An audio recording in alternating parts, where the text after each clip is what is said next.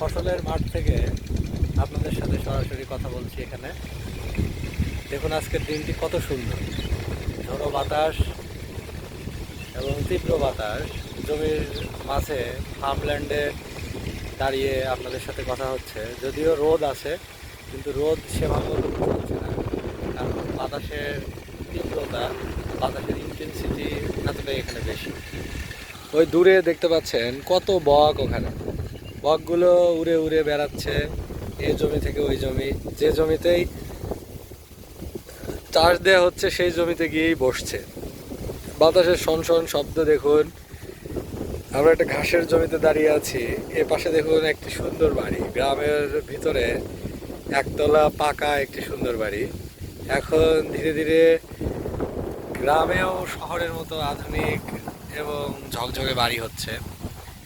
শহর এখন গ্রামের দিকে অনেকটাই হানা দিয়েছে, মানে শহর বোধহয় চলে আসতে চাচ্ছে গ্রামে। কিছুটা শহরত্ব গ্রামে চলে আসছে। ওই দূরে বাতাসের তীব্রতায় গাছের পাতায় এক ধরনের ঘর্ষণের শব্দ, পাতায় পাতায় বাড়ি খাওয়ার যে একটা শব্দ, সেটা কানে আসছে, ভেসে আসছে। বাতাসের কিন্তু একটা শনশন শব্দ আছে, আওয়াজ আছে। আর এই দেখুন ধান গাছ রোপণ করা হয়েছে এবং শব্দটা কতটা তীব্র, ওই দূরে ওই বাগান থেকে শব্দ ভেসে ভেসে আসছে। আজকের দিনটি খুব উপভোগ্য, কারণ আজকে রোদের চেয়ে বাতাসের প্রভাবটা বেশি। এই জন্য গ্রীষ্মের রোদ